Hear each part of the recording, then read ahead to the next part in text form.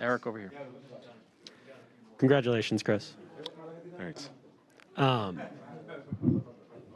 mean, you know where I'm going. Like, you and Giannis have been together forever.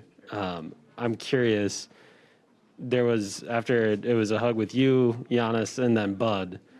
What was it like to have Bud kind of join your group, right? Like, you're already 5 years into knowing Giannis. You two are together, and then Bud comes in, and now 3 years later, you guys have gotten there. It feels like you guys have gone through some stuff. You couldn't shoot as much from the mid-range. You had to go to the rim. Like, all those things kind of like along the way. What was that process like?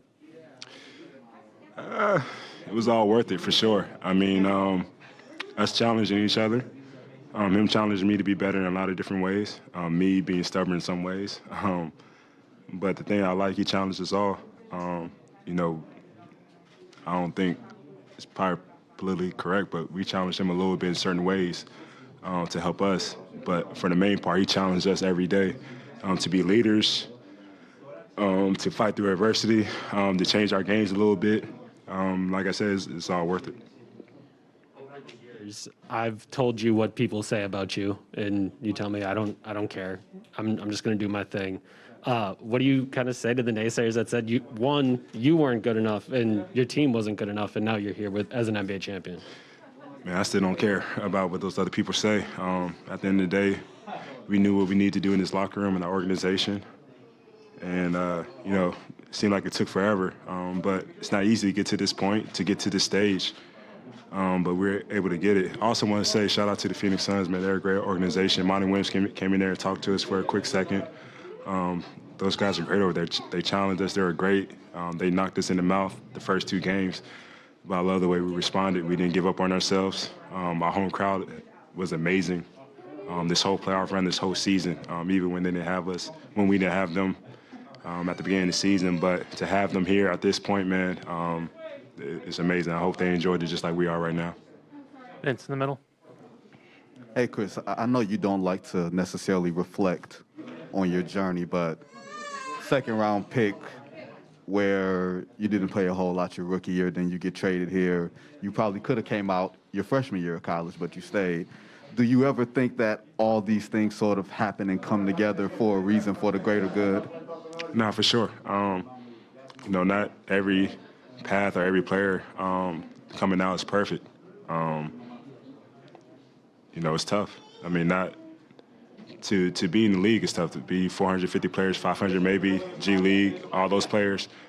But to stick with it, to have faith and believe in yourself at all times, even though when it's not going your way, to continue to keep working. That's what it's all about. That's what every player in this league does. And even around the world, you keep working, you keep believing in yourself to get to this point. Steve. Y'all had that tough second quarter. What was said in the locker room? What was the attitude like at halftime for y'all? Obviously, y'all came back right out in the third, fourth quarter and played a lot better. Just what was kind of said there in halftime there? We got stagnant a little bit. You know, halftime, we saw what we were doing wrong, basically. But in the second half, it was all Giannis. I'm not going to lie. You know, he got the ball, he dominated. He didn't settle. He forced his way to the rim, forced his way to the free throw line. He held us down for a majority of that second half in the game. Jim in the front. Khris, what, you know, during this run-up, I mean, Giannis talked a lot about you and what you meant to him, and he mentioned that Toronto series and what you went through, and then how that kind of opened his eyes to you, and you were the guy then for him, you know, to do this with. I'm guess, you know, when did you realize he was the guy for you, I guess? Did you have that kind of turning point like he did, or? No, I mean, we formed a bond, a brotherhood. Since that first year we've been together, we struggled. We struggled together. But we both saw in each other there was no give up. It was all motivation to be better, not be embarrassed. Year after year, we challenged each other to be better, challenged each other to be better leaders, better teammates. Yeah, I mean, yeah. Sean, next row. Khris, from the time you guys were down 0-2 to now, what did you learn about yourself and what did you learn about your teammates? We were down 0-2 against Brooklyn. You know, we came together as a group, within our film session, we talked it out. We all wanted to be on the same page, realize how we needed to play, what we needed to do. And it was the same thing in the series. We never got down. I mean, we're still playing. We still have a chance. That's the way we felt. No matter we were down in the game, no matter we were down in the series, it didn't matter. We knew each time we took the court, we had a chance to win. And we have everybody in the locker room and the organization that believes and, that is never going to give up until it's completely over. That's who you want to play with, guys that are going to fight to the end. And Khris, also you talked about your relationship with Giannis. Has it been an easy process to play with a player like that, or did it have its challenges? Nah, it's easy. When you see a guy that wants to compete, that wants to work, that wants to win, that's all you want as a teammate. Nobody's perfect. Everybody's going to make mistakes.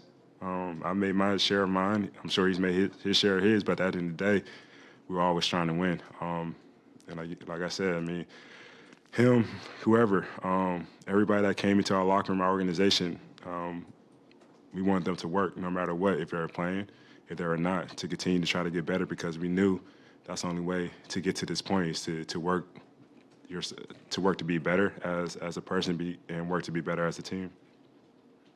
Lori in the front. This is obviously your championship, but for the city as well, I feel like you have a really unique perspective, you and Giannis, because you were here when things were tough. What does that mean for you? I don't know if you identify as a Milwaukeean at all, or if you still consider yourself South Carolina. And also, I'll always think of you too. You handed Giannis that pen to sign the Supermax. You kind of knew you were building something here and that you needed to do it together. So what does it just mean for the two of you, and then for this city? For the city, I'm sure it means everything. I mean, they've seen the work that we put on over the years for them to get to this point, to having, literally trying to sell tickets to people to come to the game, cheer us on, to now having it packed out and having, I think, 65,000 people outside the arena tonight. It's an amazing transformation. But it's not just me and Giannis, it's the whole organization. They did a great job of, building things around this city, helping the communities around here. And then getting them to come and cheer us on. That was our motivation for sure. As far as me and Giannis, I forgot the second part of your question. That's okay. I'm sorry. You're good. You're fine. Thank you. Last two on the right and in the back. In the second quarter, as a team, you took a lot of mid-range jumpers, weren't getting to the rim as much. Was there anything strategically that changed in the second half, or was that just getting Giannis the ball and he put his head down and got to the rim? That was just us. We credit Suns' defense. I mean, they were tough. They switched a lot. They blitzed me a lot. And they forced us to tough, isolations or tough jumpers. In the second half, we told ourselves we had to come out and play like we did the first quarter. Play downhill, attack, don't settle. That was mainly it, just don't settle. And Giannis was a big part of that in that third quarter, just coming out and, pinning his head down to get into the rim. Last question in the back. Hi, Khris. You guys had been, pretty much the best team in the league regular season-wise for the last couple of years, close to a 70-win pace before the bubble was necessary last year. And then it seemed like this year you guys came in knowing that you would want to tweak things to just try to get over that hump. And it seemed like there were some rough patches there. I think it was 16 and 13 to start the year. How did kind of going through that and knowing that there were going to be some lumps there at the beginning, did that prepare you guys for, to potentially be behind in series to just kind of overcome certain things to get to where you are now? As a whole, we used a lot of our failures as experience. We've been in a lot of situations in our past years here. Then at the beginning of the year, it was just we had a new team, a lot of new rotation guys, different guys stepping into the starting lineup. And we knew it was going to be challenging, but, we all said it was going to be worth it to learn, find out how to adjust and figure out what we need to do in game to win. We knew it wasn't always going to be pretty. We knew we were going to have to win different styles of ball games, but that's the type of team you want to be. To throw different guys out there, different lineups out there, because you can't win the same way at this level.